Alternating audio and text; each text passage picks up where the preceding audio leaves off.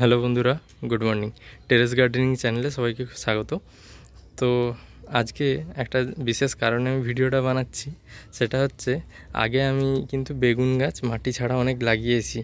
তো সেই দেখে বেগুন গাছগুলোর গ্রোথ দেখে আমি কিন্তু বাজার থেকে এই যে বেগুন গাছটা আমি ফ্রিতে পেয়েছিলাম, সেই বেগুন গাছটা আবার কোকোপিটেই বসিয়ে দিয়েছি। কোকোপিটের এই দিকে ওই যে গরমের সবজি কিছু লাগিয়েছি, সেটাও আগে ভিডিওতে বলেছি।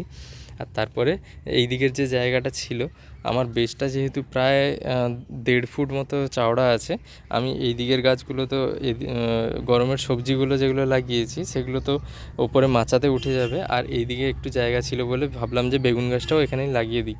আর মাটি ছাড়া বেগুন গাছ তো আগেও হয়েছে, খুব ভালো দেখেছি, তাই এখানেও লাগিয়ে দিলাম। এবার দেখা যাক যে মাটি ছাড়া এই বেগুন গাছটা কতটাভাবে বড় হয় আর ফলন হয় কি না। আমার একটা ভুল হয়েছে কি, কোকোপিটটা প্রসেস আরও একটু সময় ধরে করা উচিত ছিল, কিন্তু আজকে রবিবার, আজকে আমি বাড়িতে থাকি, তাই আমার কাছে সময় ছিল না যে প্রসেসের টাইমটা দেওয়ার। আমি আজকেই কোকোপিটটা দিয়ে দিয়েছি।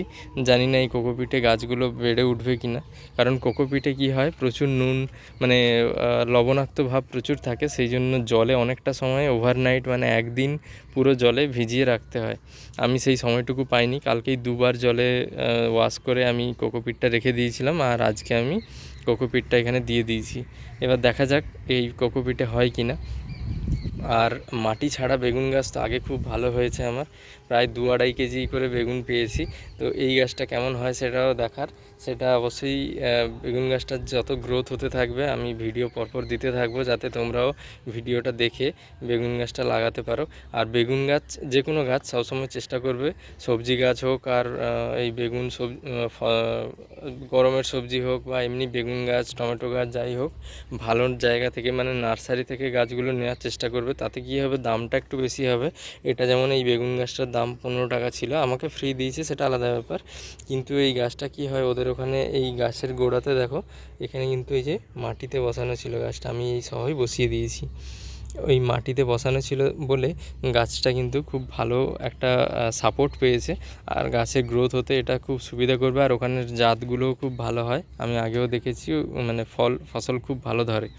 তো সেই জন্য চেষ্টা করবে ভালো জায়গা থেকে চারাগুলো নেওয়ার। তো এই গাছটা কেমন গ্রোথ হয় সেটা দেখাবো। আর তোমরা যদি ভালো লেগে থাকে তোমাদের এই মাটি ছাড়া কনসেপ্টটা, মাটি ছাড়া যে গাছ লাগানোর কনসেপ্টটা, তাহলে কিন্তু তোমরাও নিজের ছাদে এইরকম লাগাতে পারো। তাতে কি হবে, যেমন ছাদের ওপর লোড পড়বে না, তেমন মাটি খোঁজারও দরকার পড়বে না, আর খুব ইজিলি মেনটেন করা যায়। জলও খুব কম দিতে হয়, কারণ কোকোপিট খুব ভালো জল ধরে রাখে। তা তোমরা সবাই ভিডিও দেখে গাছ লাগাও। আর তোমাদের কিছু জানার থাকলে সেটা কমেন্টে লিখবে, আমি অবশ্যই রিপ্লাই করব। তো সবাই খুব ভালো থেকো, টাটা, দেখা হচ্ছে পরে কোনো ভিডিওতে।